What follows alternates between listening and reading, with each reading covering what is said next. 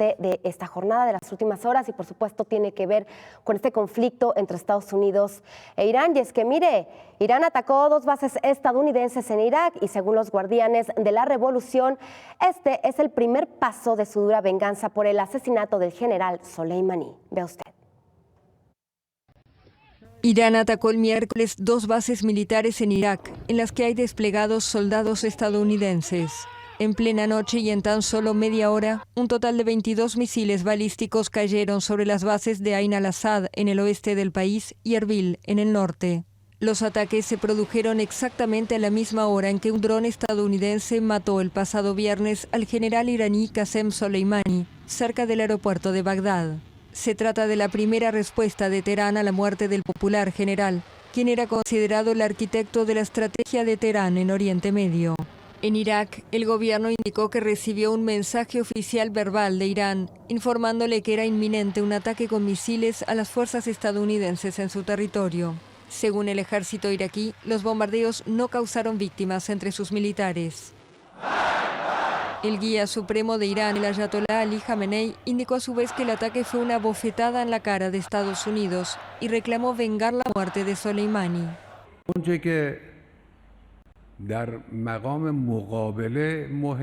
Lo importante es la confrontación. Las acciones militares de este tipo no son suficientes en este caso. Lo importante es que termine la presencia corrupta de Estados Unidos en esta región.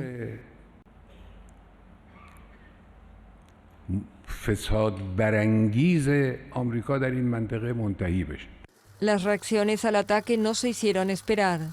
El Reino Unido y Alemania, que tienen presencia militar en Irak, condenaron con firmeza la respuesta de Teherán, mientras que China llamó a la moderación. La Unión Europea lo consideró una escalada. El uso de armas debe detenerse ahora para dar espacio al diálogo. Todos estamos llamados a hacer todo lo posible para reactivar las conversaciones. Según el ministro de Relaciones Exteriores iraní Mohammad Javad Zarif, su país no busca una escalada o la guerra. Aseguró que las represalias fueron proporcionadas y se daban por terminadas. Pero ante temores a otros ataques, la Agencia Federal de la Aviación estadounidense, la FAA, prohibió que los aviones civiles estadounidenses sobrevuelen Irak, Irán y la región del Golfo. Y en este momento nos da muchísimo gusto entablar comunicación con el doctor Alfredo Jalife, uno de los especialistas en geopolítica más reconocidos. Muchísimo gusto. Bienvenido a Señal Global. Muchas gracias por tomar la comunicación con este espacio. Si fuera tan amable de brindarnos una lectura de esta problemática en Medio Oriente, esta problemática entre Irán y los Estados Unidos.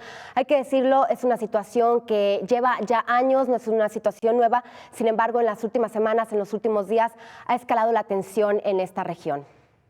Bueno, en resumen, son muchos años, me voy a ir hasta 1979, pero ya el presidente Obama había resuelto uno de los problemas globales, que era el asunto del enriquecimiento de uranio de parte de Irán, y así se había llegado a un acuerdo que se conoció como el 5+1, el 5P+1, que son los 5 miembros permanentes del Consejo de Seguridad de la ONU, más Alemania. Bueno, este acuerdo fue, a mi juicio, muy creativo, y al llegar al poder el presidente Trump, que es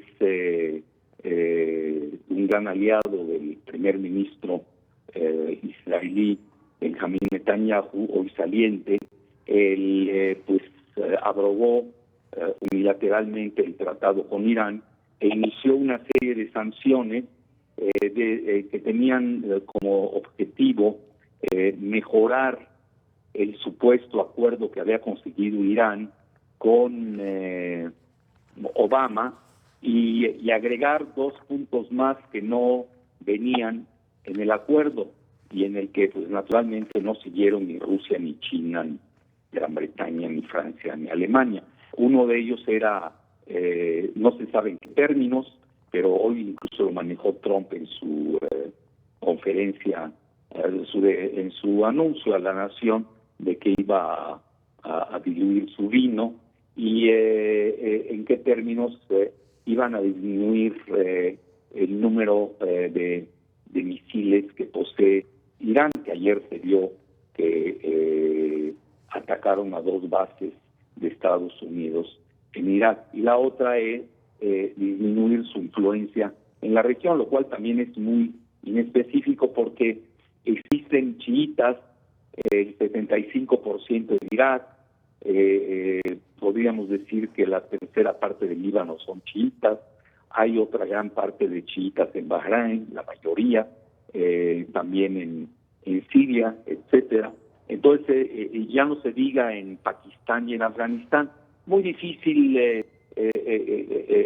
ver cuáles son los alcances de lo que hoy volvió a reiterar Trump. Eso es muy interesante. Vuelve a pedir la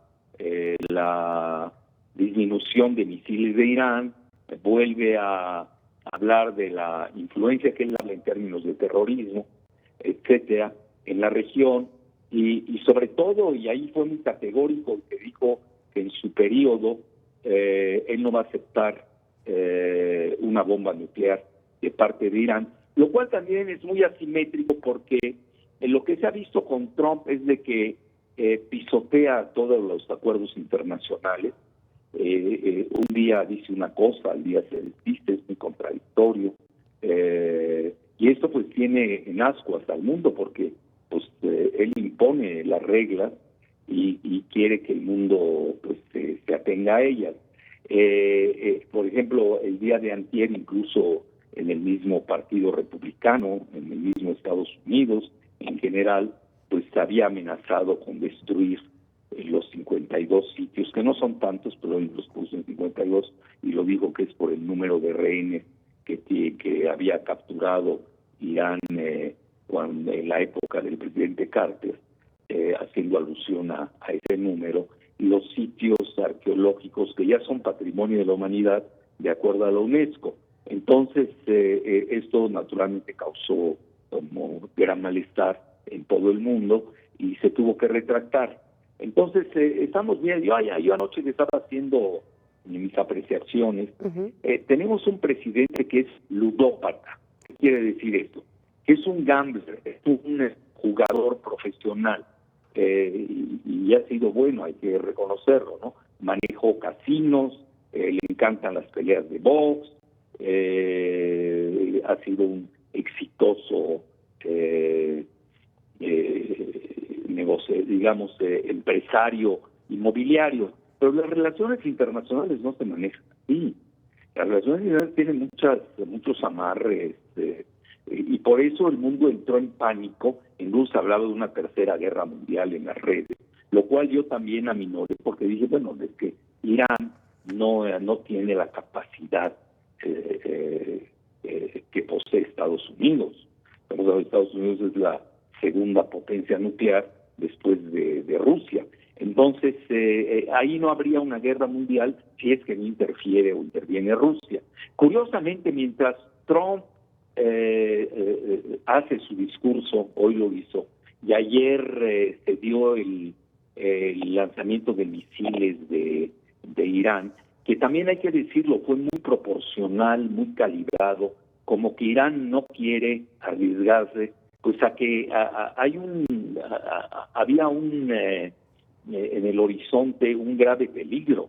En caso de que Irán hubiese cobrado víctimas o en sus ataques, víctimas estadounidenses, sí estaba planeando en el horizonte la posibilidad, no lo digo yo, lo dice uno de los máximos expertos en materia nuclear de Estados Unidos, que se llama Scott Ritter. Ritter se escribe R-I-T-T-R, a quien le tocó negociar el acuerdo de armas intermedias con Rusia, y que también le toca la inspección de las famosas armas de destrucción masiva en la época de Saddam Hussein, que nunca existieron. Y Scott Ritter decía, hay que tener mucho cuidado porque Trump sí puede lanzar una bomba nuclear sobre Irán. Yo creo que esto lo tomaron muy en cuenta los iraníes. La respuesta fue muy, yo diría, demasiado benigna, lo cual es bueno para la paz mundial, pero hay que ver qué tanto le beneficia en última instancia a Irán, que tenía la presión también de su población, que exigía la venganza por el asesinato de su ya icónico general iraní Soleimani. Doctor, ¿era una reacción natural por parte de Irán de pues, responder al ataque por parte de Estados Unidos? Y también si Estados Unidos ya estaba avisado, ya sabía de este ataque por parte de Irán, porque pues efectivamente no hubo bajas estadounidenses en estos ataques. Se maneja eso, hoy Reuters lo está manejando mucho, es una agencia británica, incluso se maneja que Irán había avisado a Irak sobre el lanzamiento de sus misiles. Entonces podemos decir que fue un ataque destinado para atemperar los ánimos de la población que clamaba venganza, y por otra parte que no llevase a mayor consecuencias y a represalias masivas y yo diría incluso hasta letales de parte de Estados Unidos. Por ello quizás hoy tengamos una situación que yo diría de pausa. Aquí no hay tregua, no hay negociaciones entre los dos todavía. Todos los países árabes, las petromonarquías que están en el Golfo Pérsico, estaban literalmente apanicados porque sabían que iban a ser uno de los blancos de los misiles iraníes. Entonces hoy ya estamos viendo ahorita, están reanudando sus alzas las bolsas, sobre todo la de Nueva York. El petróleo está disminuyendo su precio, ayer había escalado 5%, si sumamos desde el viernes hasta el día de ayer, había alrededor de 10% del alza del petróleo, y hoy se está cayendo otro tanto, casi estaba viendo las cotizaciones 5%. Esas son señales. También está cayendo el oro. Eso quiere decir que sí estamos, yo le llamaría una pausa. Muchos están hablando de una desescalada. Bueno, yo no he visto la desescalada. La desescalada se tiene que dar en términos de militares, es decir, la salida de las tropas estadounidenses de Irak o algo parecido. No olvidemos que hace 2 días existieron declaraciones contradictorias, una de parte de un importante comandante militar en Irak que había enviado una carta al primer ministro de Irak avisándole del probable retiro de las tropas estadounidenses, que curiosamente no tenía el mismo contenido en árabe que en inglés. Eso es muy interesante señalarlo. Entonces, todavía no hay desescalada. Yo hablaría de una pausa. Si van bien las cosas, pudiera encaminarse a una desescalada. Y más adelante, si uno es muy optimista, pues se entra a negociar en términos que no sean humillantes para Irán, que no va a aceptar la rendición, que era lo que tenía quizás como objetivo Trump al haber ordenado el asesinato de este general. Lo que también quiero indicar es de que como Trump rompió todas las líneas rojas habidas y por haber, incluso en forma unilateral con un acuerdo que había elaborado el presidente Obama, insisto, en forma muy creativa, lo que hay que ver también es cómo de inmediato respondió 5 días después el presidente Putin, quien acudió a una visita a Rusia, a Siria. Ayer estuvo en Siria, incluso visitó la capital, y hoy se encuentra inaugurando un gasoducto con Turquía, que supuestamente forma parte de la OTAN, precisamente que esto no le gusta mucho a Estados Unidos. Lo que quiero indicar con esto, que el único que puede detener la arrogancia, la bipolaridad, porque realmente es muy bipolar Trump. Un día está en su fase maníaca y otro día está en una fase depresiva, etcétera. El único que puede detener la arrogancia estadounidense en estos momentos se llama el presidente de Rusia, Vladimir Putin, y ayer, a mi juicio, y hoy también, hoy puso sus propias líneas rojas para que Estados Unidos tome en consideración que no está jugando con un país bananero. O sea, si Rusia interviene, la situación cambiará completamente. No, ya sería una tercera guerra mundial y quizás sea el fin del género humano, porque ahí sería un intercambio nuclear de pronósticos muy reservados. Para entender un poquito más, sabemos que tenía poco tiempo. ¿Qué es lo que está en juego en este conflicto, doctor? Bueno, primero que nada está lo que busca Netanyahu. Netanyahu, incluso él estuvo detrás del asesinato del general iraní Soleimani. Hoy yo en el periódico La Jornada expongo, no son datos míos, son datos de la prensa de Estados Unidos, de Israel, al respecto, y del mismo primer ministro iraquí, cómo Trump le tendió una trampa al general Soleimani, que viajaba en un vuelo comercial de Damasco a Bagdad con pasaporte diplomático, y tenía una doble misión: la desescalada con Arabia Saudita, que había instado a ello el presidente Trump, y la otra era levantar el asalto de las milicias chiitas proiraníes a la embajada de Estados Unidos en Irak, y de lo cual el mismo Trump pidió la intermediación de Soleimani. Pero resulta que esto ya estaba programado por el jefe del Mossad, que se llama Yossi Cohen, y ya era, yo creo que ahí hubo un mal cálculo. Creyeron que matando a Soleimani se iba a rendir Irán, pues tuvieron el efecto totalmente contrario. La opinión pública mundial no favoreció a Trump, la opinión pública de Estados Unidos tampoco, e incluso estaba poniendo en riesgo su propia reelección. Hoy el propio Partido Republicano estaba pidiendo la desescalada, y del Partido Republicano depende la suerte del presidente Trump para que no sea defenestrado en el Senado. También está en juego dos consideraciones más que yo diría. Una está el nuevo orden regional.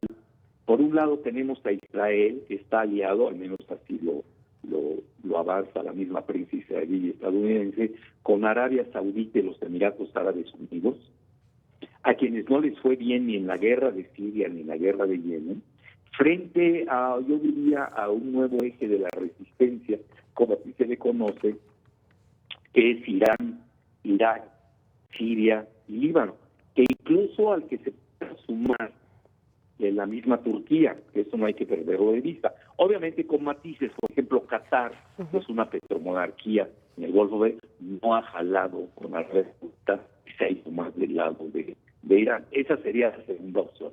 La tercera, está en juego quién va a controlar el petróleo de Irak. Irak tiene tanto petróleo como lo tiene Arabia Saudita, y del petróleo dependen dos consideraciones adicionales. Una es, pues Estados Unidos siempre ha controlado el petróleo de la región, pero también depende todo el mercado de los derivados financieros, en los que muchos futuros de Wall Street están vinculados a su precio.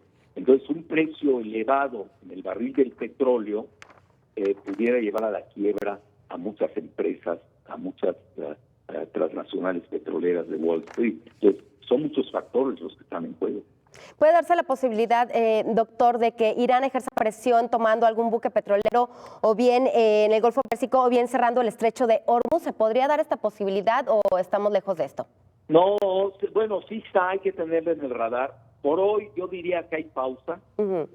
Vamos a ver que ya cada quien se hizo daño relativo, cada quien en su medida. Sin duda sufrió mayor daño Irán en esta fase, pero también se dañó el mismo presidente Trump. Vamos a ver cómo sale frente a la opinión pública de Estados Unidos, que no ha avalado para nada su aventurismo en el Medio Oriente. Realmente el gran vencedor, guste o disguste, en el pleito de Irán y Estados Unidos es Netanyahu. Así es, pues doctor Alfredo Jalife, muchísimas gracias por su participación, muchísimas gracias por su puntual explicación, le mandamos un abrazo, muchísimas gracias. Gracias, lo mejor. Igual para usted, muchísimas gracias al doctor Alfredo Jalife, como le comento, uno de los especialistas más reconocidos en geopolítica a nivel internacional.